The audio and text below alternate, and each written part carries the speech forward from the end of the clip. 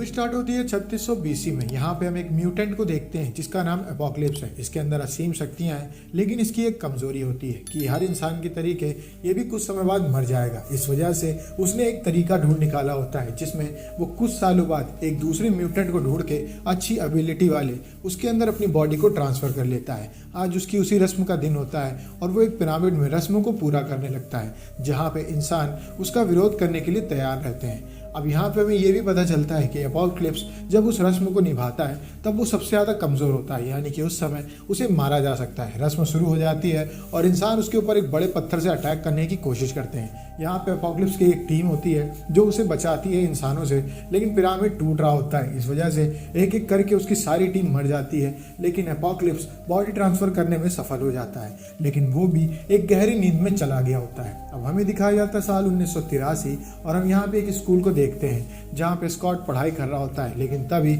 उसकी आंखों में अचानक से दर्द होने लगता है। वो भागता है बाथरूम की तरफ जहाँ एक बुली लड़का उसको परेशान करने के लिए आया होता है। स्कॉट अपनी आंख खोलता है तो उसकी आंख से एक जोरदार लेजर निकलती है जो कि सामने के दरवाजे से टकराती है और वो दरवाजा उस लड़के से जाके टकरा जाता है। अब इसके बाद हमें रात में दिखाया जाता है एक फाइट क्लब जहाँ पे म्यूटेंट्स की लड़ाई गैर कानूनी तरीके से कराई जा रही होती है।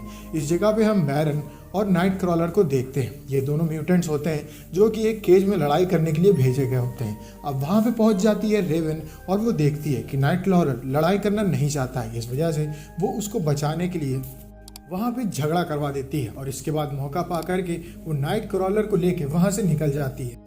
अब यहाँ पे हम देखते हैं एरिक यानी कि मैग्नीटो को। ये एक फैक्ट्री में काम कर रहा होता है जहाँ पे भूकंप आने की वजह से एक बड़ा सा गैलन एक इंसान के ऊपर गिर रहा होता है और इस गैलन के अंदर लावा होता है, लेकिन एरिक अपनी शक्तियों से उस लोहे को रोक लेता है और उस इंसान को बचा लेता है। वहाँ के खड़े सभी वर्कर्स ये सब कुछ देख लेते हैं और वो एरिक की शिकायत पुलिस स्टेशन में कर देते हैं। एरिक जान जाता है कि पुलिस जल्दी उसको लेने के लिए आ रही है, तो वो अपनी वाइफ और अपनी बच्ची को लेकर के वहाँ से निकलने लगता है, लेकिन तब तक पुलिस वहाँ पे आ जाती है। अब यहाँ पे एरिक को नहीं पता होता है कि उसकी बेटी के अंदर भी सुपर पावर्स हैं और वो चिड़ियाओं को कंट्रोल कर सकती है। इस वजह से वहाँ काफ़ी ज़्यादा चिड़िया आने लगती हैं और तीर चल जाता है एक सिपाही से जो जा करके उसकी बेटी और बीवी को हिट कर देता है और उन दोनों की वहीं पे मौत हो जाती है।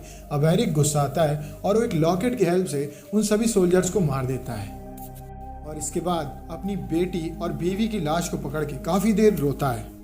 वहीं दूसरी ओर हम देखते हैं कि सुपर पावर्स होने की वजह से स्कॉट को जेवियर हाई स्कूल में भेज दिया जाता है जहाँ पे सभी म्यूटेंट्स होते हैं।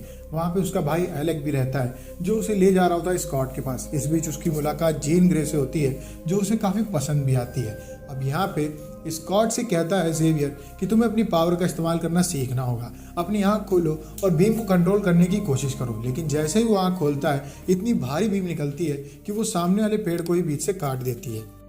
चार्ल्स ये बात जान जाता है कि अगर उसने अकेले स्कॉट को पावर कंट्रोल करने का मौका दिया तो वो ऐसा कभी नहीं कर पाएगा। इस वजह से उसको हेल्प की ज़रूरत है। अब हम यहाँ पे देखते हैं मोइरा को जो एक CIA एजेंट होती है। ये गई होती है उस पिरामिड के पास एपोक्लिप्स को देखने के लिए, क्योंकि वहाँ एपोक्लिप्स के होने का उसे इंटेल मिला होता है। जब वो पिरामिड के अंदर एंटर करती है तो उससे गेट ओपन हो जाता है जिसकी सूरज की रोशनी एपोक्लिप्स के बॉक्स में पड़ जाती है और उसकी आँख खुल जाती है और वो आज़ाद हो जाता है। जब तक वो वहाँ से बाहर निकलता है तब तक इतनी ज़्यादा तबाही हो गई होती है कि पिरामिड के अंदर के काफ़ी सारे लोग मारे जाते हैं, लेकिन मोइरा कैसे तैसे बच जाती है। अब रात को हम देखते हैं चार्ल्स को जो अपने स्कूल में घूम रहा होता है। तभी उसे जीन के कमरे से आवाज़ आती है। जब वो वहाँ पे चेक करने जाता है तो जीन एक भयानक सपना देख रही होती है। इस वजह से उसका अपनी पावर के ऊपर से कंट्रोल भी खो रहा होता है। चार्ल्स उसकी हेल्प करने के लिए उसके सपने में जाता है जहाँ पे चारों तरफ तबाही होती है और वो चिल्ला करके जीन को जगा देता है। जीन उससे कहती है कि मैंने अपने सपने में दुनिया खत्म होती देखी है, जिसके बाद चार्ल्स उससे कहता है कि ये बस एक सपना था,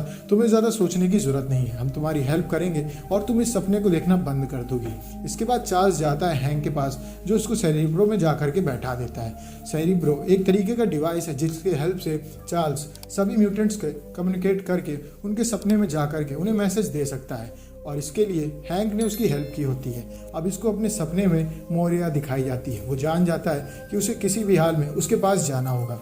वहीं दूसरी ओर हम देखते हैं स्टॉर्म को, जो उस पिरामिड के पास घूम रही होती है। इस लड़की को कुछ लोग परेशान करते हैं, तभी वहाँ पे एपोकलिप्स आ जाता है और वो स्टॉर्म को उन लोगों से बचाते हुए उन सभी लोगों को ख़त्म कर देता है। इसके बाद स्टॉर्म उसकी हेल्प करने के लिए उसे अपने घर ले जाती है। असल में एपोकलिप्स लगभग 3600 BC के बाद अब जागा होता है और उसे कुछ भी नहीं पता है कि यहाँ पे कौन सी भाषा चलती है, लोग कहाँ तक पहुँच गए और विकास किस श्रेणी तक जा चुका है। इस वजह से वो सामने रखे टीवी से सारा ज्ञान ले लेता है, दुनिया कहाँ तक जा चुकी है और आगे क्या क्या हो सकता है। इसके बाद वो स्टॉर्म की पावर को इन्हेंस कर देता है।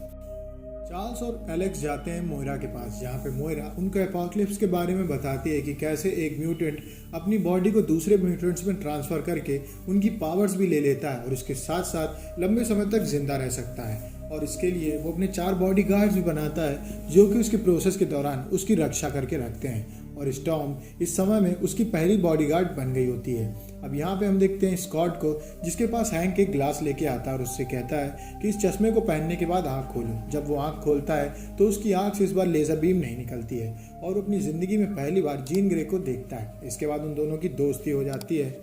वहीं दूसरी ओर हम देखते हैं स्टॉर्म को, जो एपोकलिप्स को कैलिबन के पास लेकर के जाती है। अब यहाँ पे कैलिबन की एक बॉडीगार्ड भी होती है जिसका नाम साइलॉक होता है। साइलॉक उन लोगों के ऊपर तलवार तान देती है क्योंकि किसी वजह से वहाँ पे बहस हो गई होती है और एपोकलिप्स साइलॉक को असली पावर क्या होती है ये चीज़ दिखाता है। और इसके बाद साइलॉक भी एपोकलिप्स को ज्वाइन कर लेती है।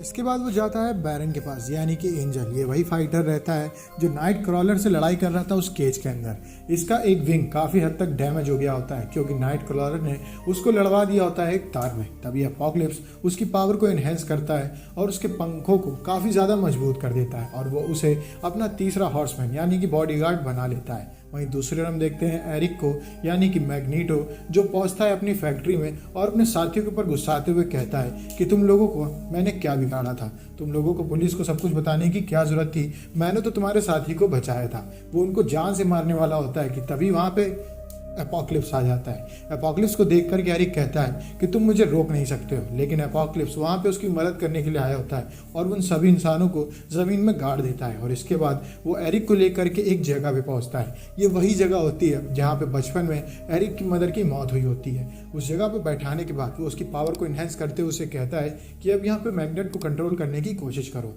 अब वो अपने मैग्नेट की पावर को इतनी ज़्यादा इन्हेंस कर लेता है कि वहाँ की सारी जगहों को वो ख़त्म कर देता है।